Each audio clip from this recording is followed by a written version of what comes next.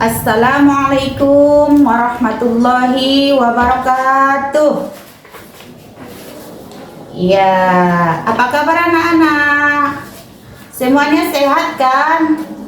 Oh, alhamdulillah. Udah makan tadi pagi? Oh, berarti sudah ada ini tenaga ataupun energi untuk belajar kan? Udah semangat semua? Oke, sebelum kita masuk ke pembelajaran, Ibu cek dulu absennya ya. Siapa yang tidak hadir hari ini? Semua hadir? Alhamdulillah. Oke anak-anak Ibu, sebelum kita memulai pelajaran, ada baiknya kita meminta pertolongan, meminta taufik, hidayah, petunjuk, agar Allah memberikan kemudahan dan pemahaman bagi kita tentang materi kita hari ini. Semuanya angkat tangan ya. Bismillahirrahmanirrahim. Rabbi sidni ilma warzuqni fahma wa amalan sholiha walhamdulillahi rabbil alamin. Oke anak-anak Ibu sekalian, udah siap ya belajarnya? Sekarang pelajaran kita hari ini tentang akhlak terpuji. Apa yang ada di pikiranmu sebelum kita masuk ke pembelajaran tentang akhlak terpuji? Ayo sebutkan dulu. Iya, bagus, taat, iya. Tidak melawan terhadap orang tua, iya, termasuk akhlak terpuji itu. Di sini yang akan kita bahas yaitu tentang ikhtiar, tawakal, qanaah, sabar dan syukur. Akhlak terpuji. Apa itu Ibu akhlak terpuji?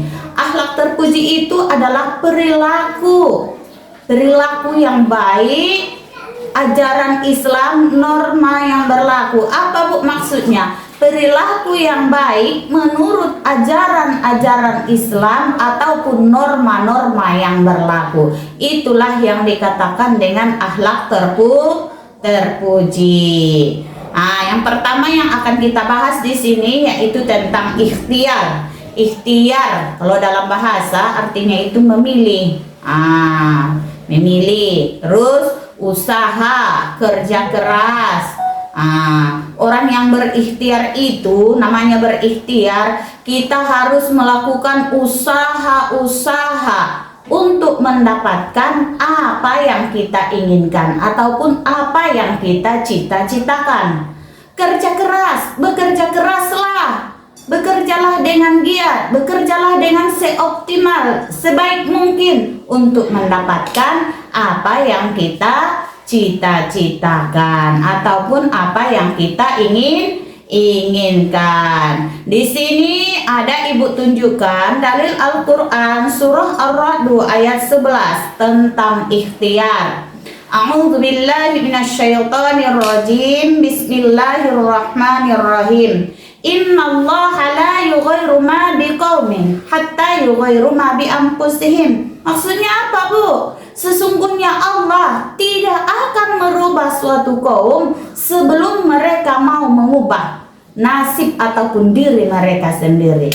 Jadi di sini ada anjuran untuk kita untuk bekerja, berusaha.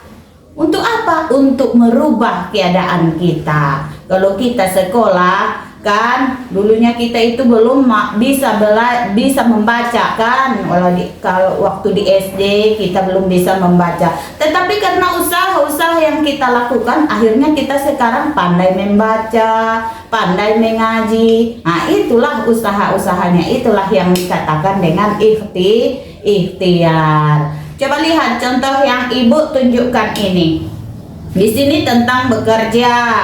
Bapak taninya itu meskipun di panas matahari, mereka dengan semangatnya menanam padi kan. Setelah mereka tanam nanti, mereka pupuk, dibuat pengairan yang bagus. Untuk apa itu semua? Untuk apa capek-capek? Untuk mendapatkan panen yang bagus. Contoh kedua di sini adalah tentang anak-anak yang belajar. Mereka belajar di bawah pohon kayu. Meskipun di panas-panas, coba memperhatikan mereka dengan semangatnya mendengarkan apa yang disampaikan oleh gurunya tersebut. Paham anak ibu? Alhamdulillah ya kalau udah paham. Sekarang yaitu tentang tawakal. Apa itu tawakal? Menyerahkan, mempercayakan, menyerahkan semua urusan kita itu kepada Allah, mempercayakannya kepada Allah. Tetapi tawakal ini bukan hanya sebatas penyerahannya, harus setelah kita melaksanakan ikhtiar kerja, kita serahkanlah kepada Allah. Kita percayakan kepada Allah. Apa yang diserahkan, apa yang dipercayakan? Oh, hasilnya.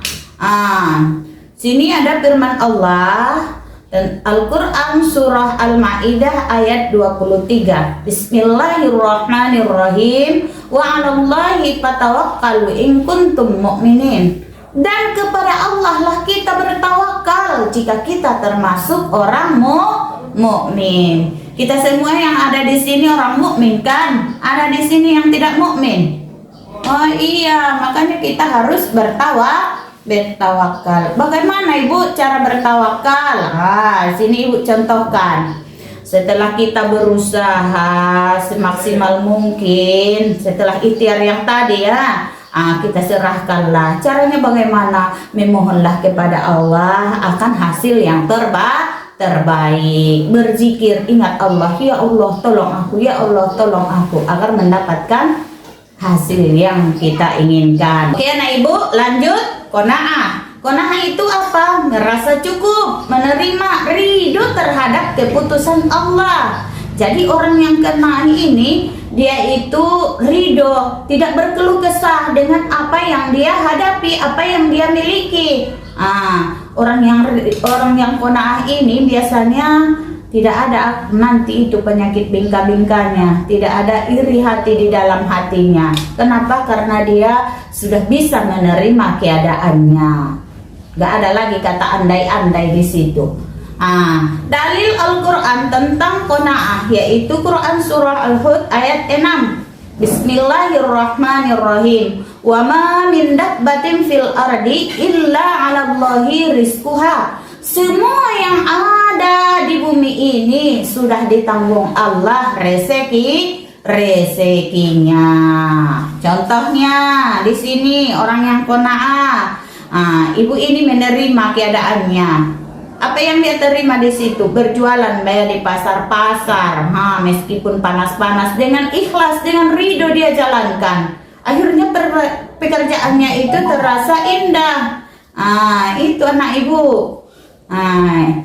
Sekarang di sini ridho terhadap rezeki.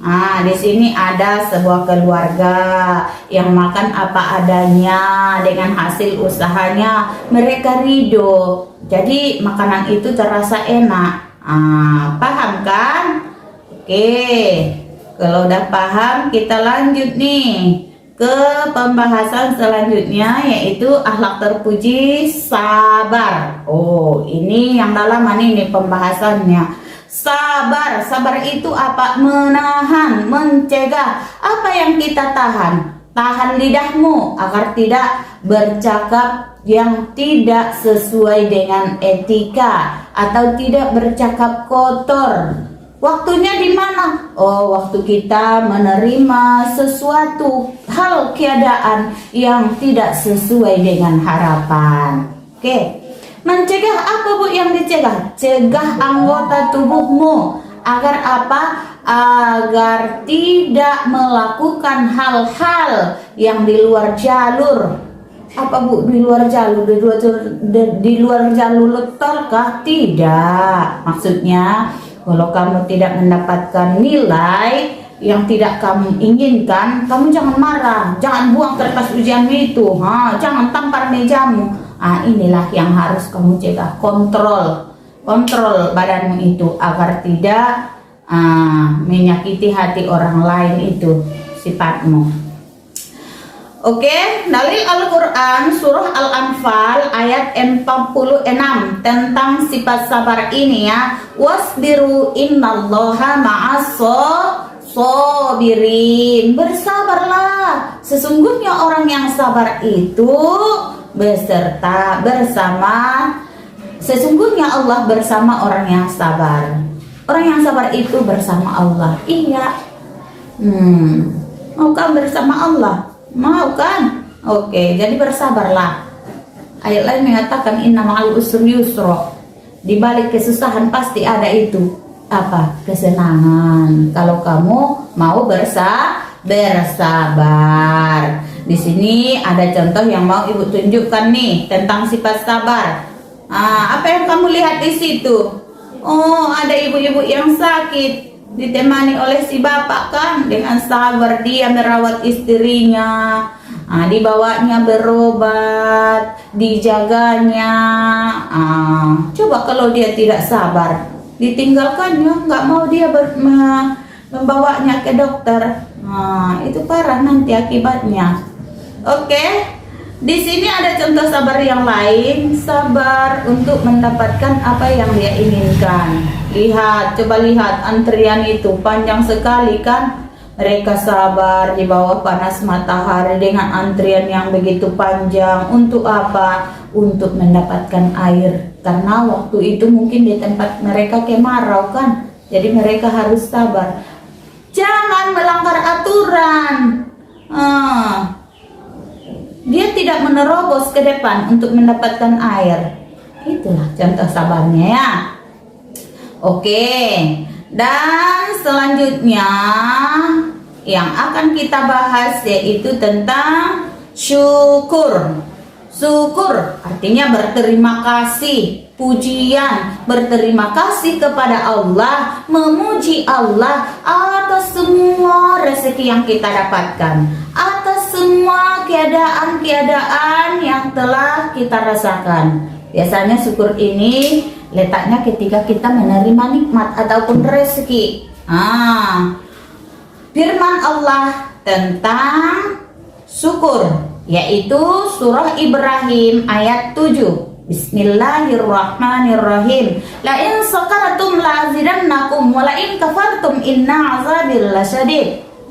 Apa itu maksudnya? Maksudnya di sini, hendaklah kita bersyukur jika kita mendapatkan rezeki, jika kita mendapatkan nikmat. Jika engkau tidak mau bersyukur ataupun kamu kufur, ingat, azab Allah itu sangat pedih. Lanjut ya anak ibu, di sini ada contoh bersyukur. Coba lihat bapak ibu sama anaknya makan. Sebelum makan mereka berdoa. Sesudah makan ini sesudahnya yang termasuk itu bersyukur.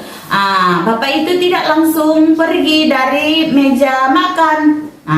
Sebelum dia meninggalkan meja makan, setelah selesai makan, dia ucapkan Alhamdulillah, Alhamdulillahillazi at'amana wa syaqana wa ja'alna minal muslimin. Itulah anak-anak ibu pelajaran kita hari ini. Semoga apa tadi yang ibu jelaskan bisalah diterapkan dalam kehidupan sehari-hari untuk menjadi pribadi yang lebih baik. Ingat, kalau kita bisa menerapkan ini dalam kehidupan kita sehari-hari, derajat kita di mata Allah akan terangkat, dan begitu juga di mata manusia.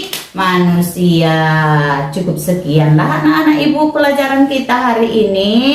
Di lain waktu kita sambung lagi ya. Kita akhirilah pertemuan kita ini dengan ucapan hamdalah alhamdulillahi rabbil alamin. Wabillahi taufiq wal hidayah. Assalamualaikum warahmatullahi wabarakatuh.